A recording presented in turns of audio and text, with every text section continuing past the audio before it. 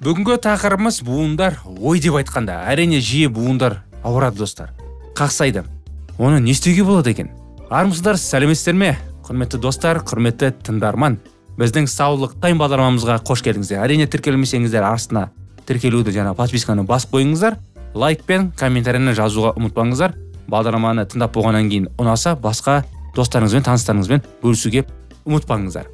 Сонымен бүгін біз артрит туралы айтатын боламыз. Буындар. Ой деп айтқан кезде ауру.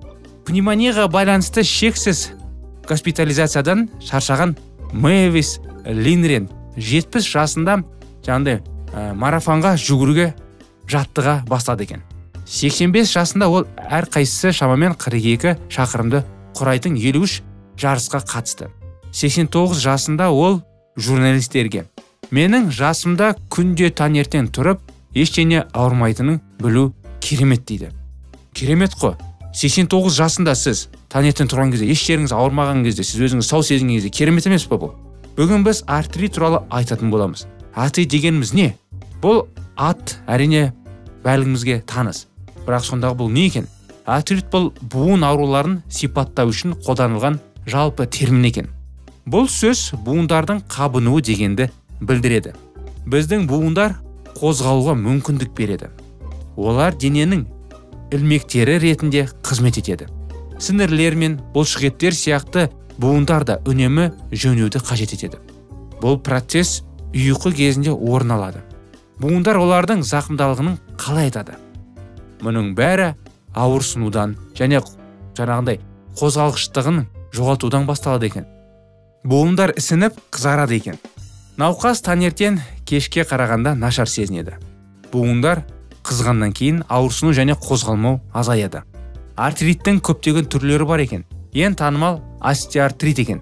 Остеоартрит буындарды қанмен қамтамасыз ету, буындардың қалыпты жұмыс істеуі үшін жеткіліксіз болған кезде пайда болады.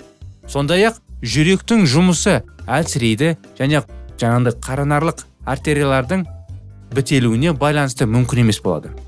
Артериялар тарылып бітілгенде буындар бұзылады екен. Байланымдар әлсіреп, буын сұйықтығы таусылып, шіміршек тозған. Ең алдымен жүкті көтеретін буындар омыртқа, тізе және жамбас зақымдалады екен. Шамадан тыс дене салмағының жағдай күрделене түседі. Мысалы, артроз кез келген уақытта пайда болуы мүмкін. Жарақаттан кейін немесе спортшыларда пайда болатын буындардың шамадан тыс жүктелуінен кейін. Кейбір адамдар остеоартрит арқадағы ауырсынудың себебі деп ойлайды. Бірақ бұл олай емес екен. Шындығында омыртқаның ауырсынуының тек 10% остеоартрит немесе диск проблемаларына байланысты. Ал 80% артық жұмыс істеуден және бұлшықеттердің әлсіреуінен. Бұл олардың қабынуына әкеледі. Арқа ауырсынуының мәңгілікке құтылудың 5 кеңесі. Қалыпты дене салмағын сақтаңыз. Бұл сіздің арқаңызға көмектесудің ең жақсы жолы. Биік өкшелі аяқ киім 3 сантиметрден астам киюге болмайды. Өкше жамбасты еңгейтіп, омыртқаны қалыпты жағдайынан шығарады екен. Арқа бұлшықеттерін күшейту жаттығулармен немесе турникпен созу арқылы күшейтіңіз. Турник емді дене шынықтыру жасасаңыз, бұл сізге арқаңызға енді өте пайда келеді. Көп жүру. Аптасына 5 кем дегенде 20 минут жүзіңіз. Велосипедте жүріңіз, велосипедте еміңіз. Майы аз және талшыққа бай тағамдарды жеңіз. Арқа ауру және артриттің басқа түрлері үшін осы нұсқауларды орындаңыз. Подагра артриттің тағы бір түрі екен. Ұзақ уақыт бойы отырықшы өмір салтын ұстанатын және тамақтану қалыпты емес бай адамдар онымен ауырады екен. Ежелгі медициналық кітаптарда сіз дворяндарға арналған ұсыныстарды таба аласыз. Мұндай ауруларды емдеу үшін оларды кедейлермен бірге тұруға және жұмыс істеуге жіберді. Бұл жақсы нәтижелерге әкелді. Ал бүгінде адамдар подаградан қарапайым диетамен жаттығу арқылы емделуде екен. Ревматоидты артрит. Бұл подагра мен остеоартриттен айтарлықтай ерекшеленетін артриттің тағы бір түрі. Ойланып көріңіздер, қандай түрлері бар екен мінекей. Артриттің бұл түрі жарақатпен немесе шамадан тыс пайдаланумен байланысты емес. Сіз бұндай анықтаманы біліп пе едіңіз? Осындай түрлері бар екен. Пікірлеріңізді комментарияға жаза кетсеңіздер. Аурудың себебі аутоиммунды ауру екен. Бұл ауруда денені қорғайтын иммундық жүйе оның жасушаларына шабуыл жасайды, оларды бөтен деп санайды екен. Ревматоидты артрит мінекей. Кезінде иммундық жүйе буындарға шабуыл жасайды. Бұл құбылыс жылдар бойы жалғасады. Көбінесе байламдар мен шеміршектерді бұзады. Бұл буындардың біртіндеп қатаюына және деформациясына әкеледі. Көбінесе қол мен саусақтарда байқалады. Өкінішке орай бұл ауру көзді, жүректі және басқа да органдарды зақымдауы мүмкін екен. Жас балалардан бүгін сұрасаң, артриттің қандай түрлері бар, осы артрит не деп сұрасаң, көп адам жауап бере алмайды. Әсіресе жастар. Бара-бара енді есейген кезде қиындықтар пайда болған кезде ғана, сонымен кездескенде ғана олар кішкене ол жайлы анықтаманы біле бастайды. Осы уақытқа дейін ағзаның өзіне қарсы мұндай күресіне не себеп болғаны белгісіз. Зерттеулер көрсеткендей, тамақтану әдеттері маңызды рөл атқарады екен.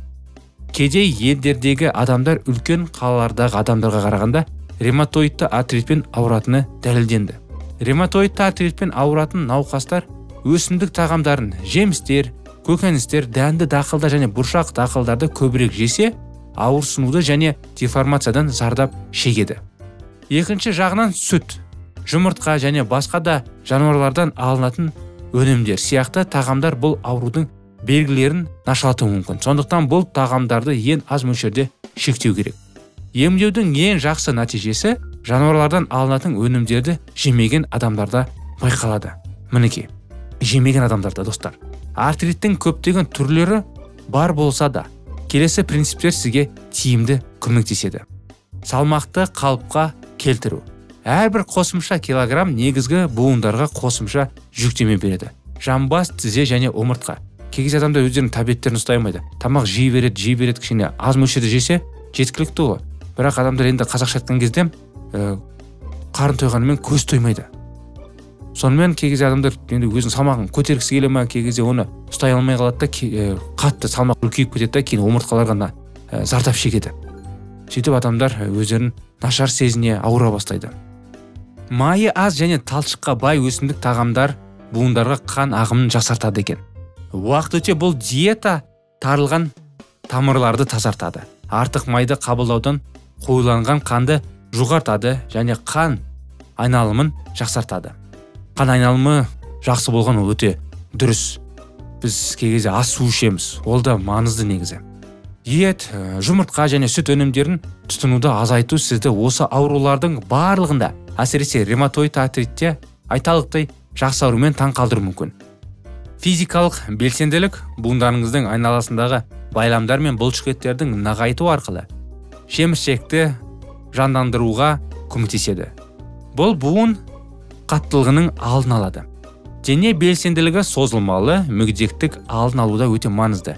Жаттығулар салмақты бақылауға, қан диабеті, жүрек қан тамырлары аурулары және қатерлі ісік сияқты аурулардың алдын алуға көмектеседі. Күнде бірнеше минут күн сәулесінің әсерінен буындарыңыз сіздерге рахмет айтады. Күн сәулесі бізге өте маңызды. Жиі күнге шығып тұрыңыздар. Суды жеткілікті ішіңіз. Күніне 7-8 стакан су сіздің денеңіздегі денсаулығы үшін тамаша мөлшер. Бұл буындарда жеткілікті майлауды сақтауға көмектеседі. Бұл шаралардың барлығы өзіңізді жақсы сезінуге көмектеседі. Көршілермен жақсы қарым-қатынас, қуаныш, күлкі, әсіресе Құдайдың құдіретіне деген сенім сауығуға көмектеседі. Бір данышпан. Жағымды сөз бал жанға тәтті, сүйекке шипа деген екен. Мінекей достар, осымен біздің бағдарламамыз аяғына келіп қалды. Осындай қатты аурулардан аулақ болайық. Олардан Құдай сақтасын. Әрине Құдай сақтанғанды сақтайды дейді. Сонымен біз қолымыздан келгенін істесек, бұндай аурулар бізден аулақ болуға тырысады. Сол үшін қолымыздан келген бәрін істейік. Ал денсаулықтарыңыз мықты болсын. Келесі жолға дейін сау болыңыздар.